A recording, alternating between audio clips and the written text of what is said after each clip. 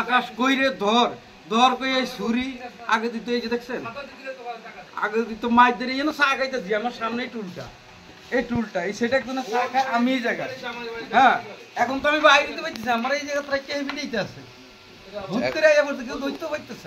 লক্ষ্মীপুরের রামগঞ্জ উপজেলার ইসাপুর ইউনিয়নের পারিবারিক সম্পত্তি নিয়ে বিরোধের জেরে আপন ছোট ভাইকে মারধরের অভিযোগ উঠেছে বড় ভাই ও তার ছেলের বিরুদ্ধে। এই ঘটনায় একটি ছুরি উদ্ধার সহ থানায় লিখিত অভিযোগ দায়ের করা হয়েছে। ঘটনাটি ঘটেছে সোমবার উত্তর শ্রীরামপুর এলাকার আল আমিন বাজার সংলগ্ন দাখিল মাদ্রাসার সামনে মানিক মিয়ার চায়ের দোকানে। ভুক্তভোগী মোহাম্মদ মিজানুর রহমান ইসাপুর ইউনিয়নের সন্দরা করের বাড়ির মৃত বাদশা মিয়া কাজীর ছেলে। তিনি অভিযোগ করেন তার বড় ভাই মুজিবুর রহমান ও তার ভাতিজা মোহাম্মদ আকাশ পূর্ব পরিকল্পিতভাবে দেশীয় অস্ত্রশস্ত্র নিয়ে তার উপর অতর্কিত হামলা চালায়। মারা গেছে আমাদের এই ফ্যামিলি সমাদ হয় না, একমাত্র বড় ভাইয়ের কাছে ঠিক কথা।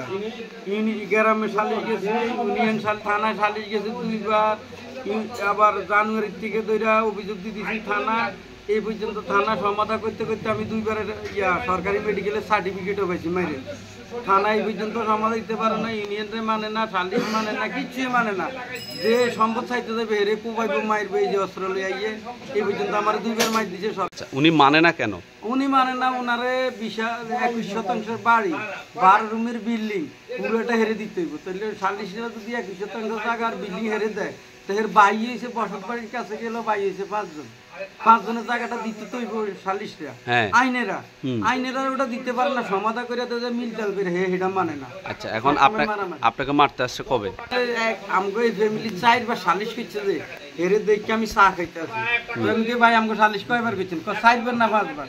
তো এটা তো সমাধা করেন, একমাত্র মায়ের করতে হয়। তো মায়ের দরকার নাই আমার, যদি আপনাকে অনেক সম্পদ আছে, আমার 2-3 শতাংশ জায়গাতে সেও চা খায় আমিও চা খাই। দ্বীপ করে করতে গাই আমার বাড়ি আর মায়ের হেয়ার পরে দিয়ে চুরি ওরা পথে রেখে দিকে দোকানদারে 21 শতাংশ জায়গা লাগবো, এর বাইরে যে হের পুষ্করিটা যে হেডা লাগবো, সালিশ বিচার যত জায়গাতে আছে থানা পর্যন্ত হেরা 5 ভাই হিসেবে বসত বাড়ি মিলাইতে পারে না। হের কথা যে মিলাইতে পারো আর না পারো, আমার এটা দরকার। চা দোকানের মালিক মানিক মিয়া বলেন, আমার দোকানে বসে চা খাইতেছে, হঠাৎ করে এর বাইরে কি আমি সঠিক জানি না, আইয়ে এর করি মায়ের মানে এমনভাবে এও উঠছে লাফাই যে কি ব্যাপার বুঝলেন না, এই সময় মানে দ্রুত চাপাড়ি করতে আমার অনেক মানে ফাইল ফালা ওর ক্ষয়ক্ষতি হয়েছে।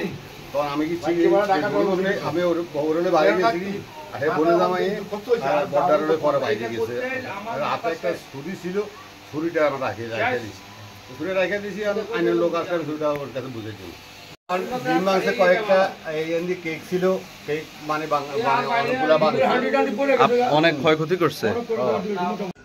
এই ঘটনায় অভিযুক্ত মোহাম্মদ মুজিবুর রহমান বলেন, সালিশে বিল্ডিং এর দাম দিচ্ছে, এই টাকাটা পাইব। আমি সালিশ করে কইছি আমার এই টাকা দেওয়ার ক্ষমতা, আমি 18 বছর বাড়িতে যা আগে কামাইছি তো ওদের সবাইকে খাওয়াইছি, এখন আমার কাছে অত টাকা নেই। আমি সালিশ করে কইছি স্যার আপনি আমার সম্পত্তিগুলো ভাগ করে দিন, আপনারা সম্পত্তিগুলো ভাগ করে দিলে আমি সম্পত্তি দিয়েছি তাদের টাকা আস্তে আস্তে একজন করে দিব। হ্যাঁ, তখন তারা সম্পত্তিগুলো ভাগও করে না, আমার কাগজপত্র হেরা সবগুলো হয়ে গেছে, আমার কাগজপত্র দেয়ও না। আচ্ছা, ওই ঘটনা ওই সময় ছুরি নিয়ে গেছেন কেন বা কেন গেছেন? সেটা তো দেশীয় অস্ত্র। ছেলে কি খাইছে যে পোলা পাইছ, সে ছেলে আমার হুন্ডাতে গেছে, তো ছুরিটা ছেলে ইয়ার দারোগা সাহেব গেছে তো এই বাড়িতে, ওটা নিয়ে কথাবার্তা হয়েছে।